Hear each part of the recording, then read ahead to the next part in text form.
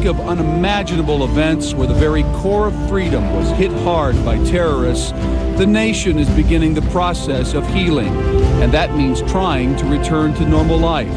On Friday nights in Minnesota, normal life means high school football. And tonight, football goes on as planned. The action, fast and furious. Fans turned out in large numbers to support their teams and the schools. And the atmosphere was full of life and enthusiasm. It was a welcome diversion. And on the field, teams battled hard. And it was fun, too. And that's what prep sports is all about. So after a week full of disbelief and true sadness, we're ready to move ahead.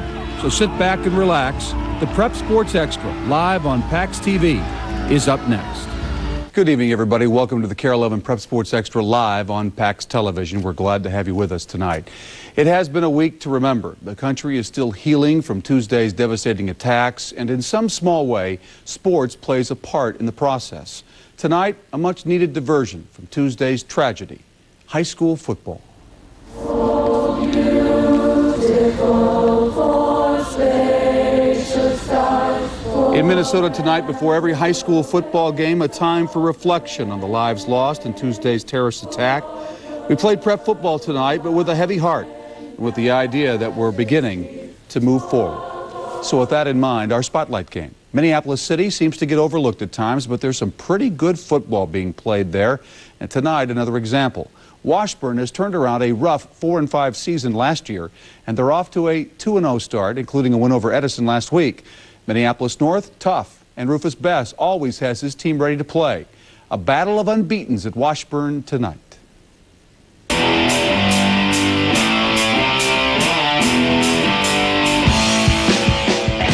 How's this for timing? A jet flies over Washburn's field just as the two teams share a moment of silence for the victims of Tuesday's terrorist attacks.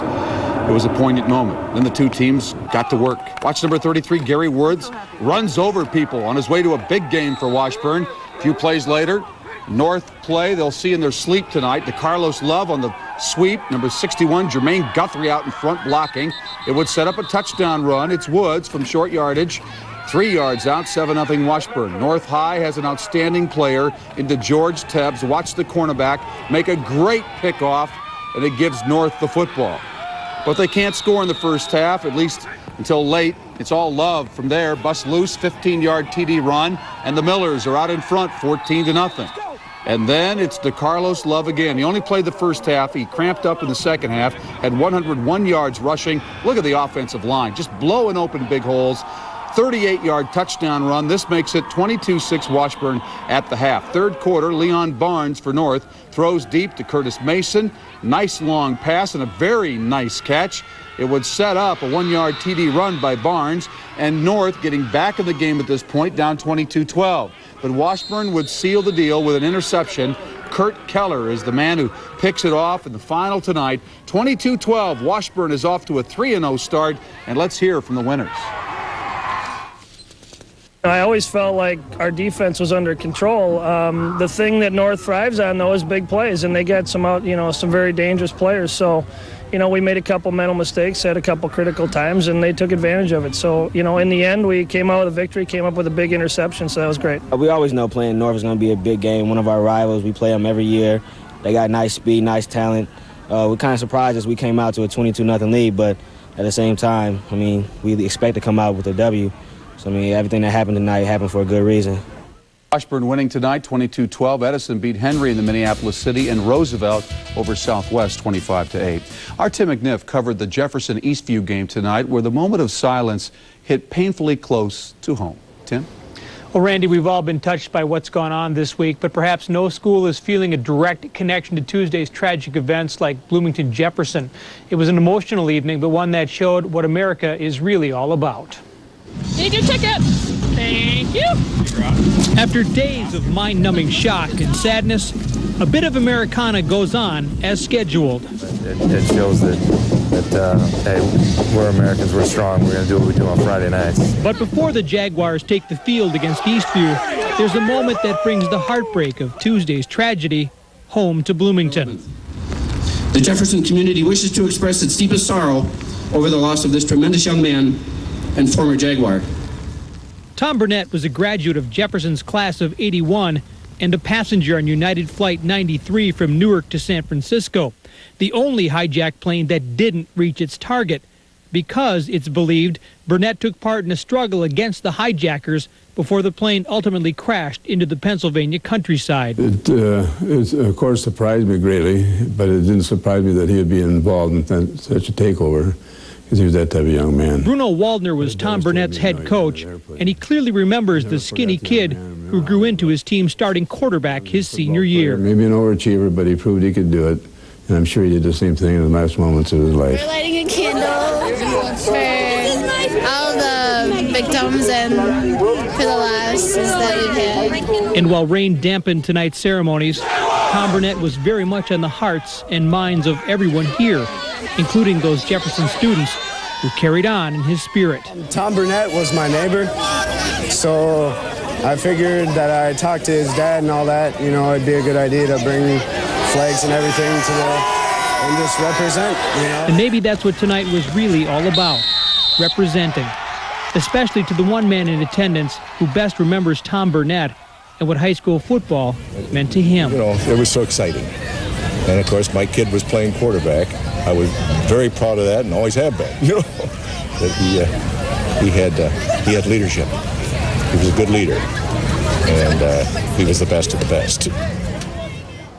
It was an emotional evening, not just for the Jags, but for Eastview as well. And if having played the game helped the Burnett family through their grieving process in even a small way, then both teams were winners. Randy? All right, thanks very much, Tim. Tonight at Wayzata, how about this game tonight?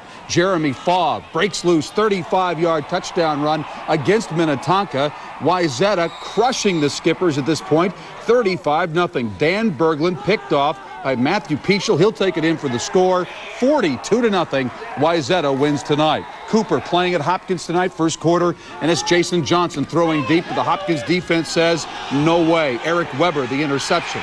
They can't do anything with it. Later in the first quarter, it's Johnson again. This time, Hopkins' Joe Paulson is there. Watch him come down with 1 foot in bounds with the interception, and he stops the drive. And then it's John Carlson, the quarterback. From the 15-yard line, he's known for his passing. Tonight is running. Scores to make it 6-0 final, 35-21 Hopkins. Blaine Adenoka. And Tony George throws for 268 yards, connecting with Stephen Moore on this play. He does the rest, 49 yards against Anoka, and it's 6-0 Blaine.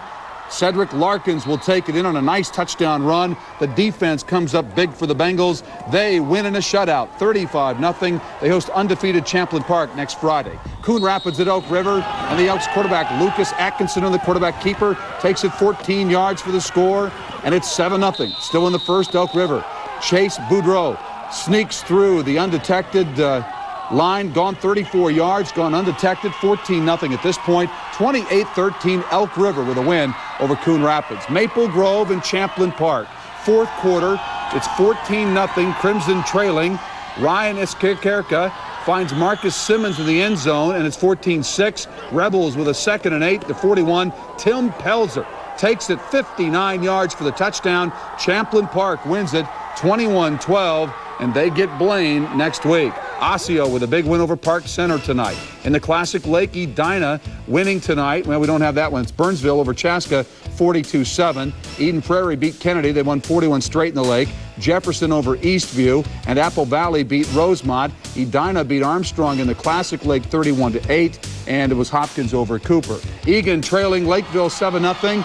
Egan quarterback John Quisnell to Nick Ensley for the touchdown. Egan ties it at 7-7 with 8 minutes to go. And then late in the game, Quisnell will hit number 16, Jason Good. He will take it in from 10 yards out. It is the winning touchdown. Egan is still undefeated, 13-7 the final. Apple Valley, Eagles, and Rosemont, they observe a moment of silence for the victims of Tuesday's attack. Then they get down to business. Derek Stahlecker takes the pitch, starts right, cuts it back. Nobody's there. He's gone. 40 yards, untouched. Apple Valley takes the lead 7-0.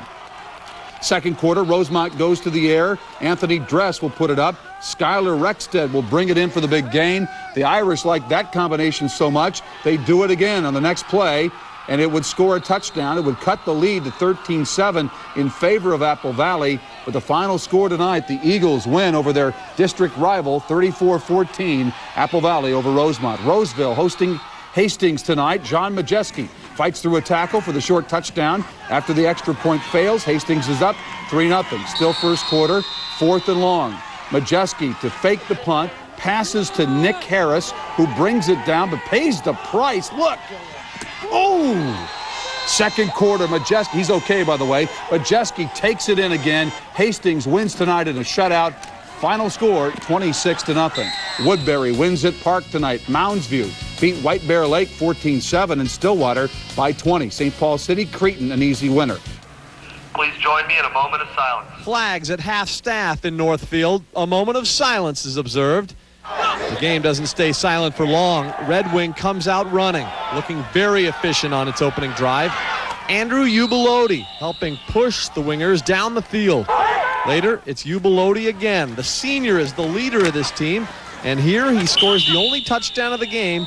The 6-yard score helps put Red Wing up 7-zip. He's something special, both on the football field, off the football field, just a tremendous leader. And just a kind of a coach's dream, and he's been that way for 3 years. I think he's got that great ability in making his teammates better. Throughout this game, a steady downpour of rain and turnovers. 7 in all. Gabe Medina racing this interception back to the 9-yard line. Northfield in business. But the Red Wing defense stiffens, and Northfield settles for the field goal by Pat McCown. 7-3 is the score, and would be the score into halftime. Second half, Northfield raids the field with a newfound enthusiasm. Running the wishbone, Jeff Hudson breaks one off for 26 yards. But once again, the Red Wing defense comes through with yet another takeaway. Aaron Motts with the pick, and the drive stalls. Everyone looked at the rain and they said, well, this is going to be a tough one. It was a defensive game, that's for sure. Yeah. And it was definitely, I looked at the rain and said, this is time for some fumbles and interceptions, just because the quarterback's going to be scrambling in the rain and stuff, so yeah. It was a good game. This here's Tony. He's a captain on the Northfield Raider football team, but a wrestling injury knocked him out of commission, so now he has a new role. He's kind of my Twizzler connection. Thanks, Tone. Sweet. Northfield would get one last go at things. Josh Holm with the nifty run, and this crowd fires up.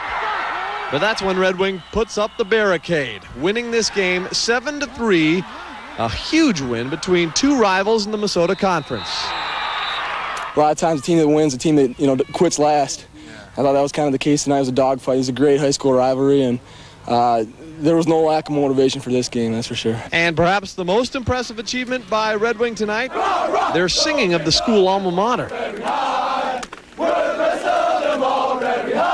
For the Prep Sports Extra, Eric Perkins, Kare11 Sports.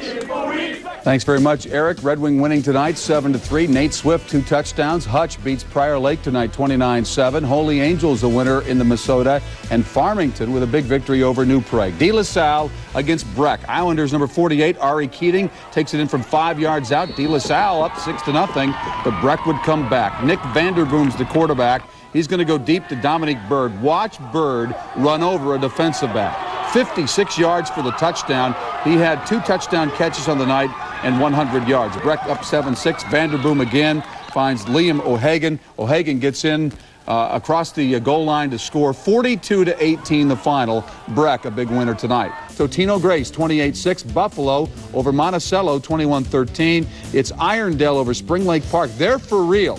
Irondale, they're undefeated 17-0, and St. Francis over Centennial.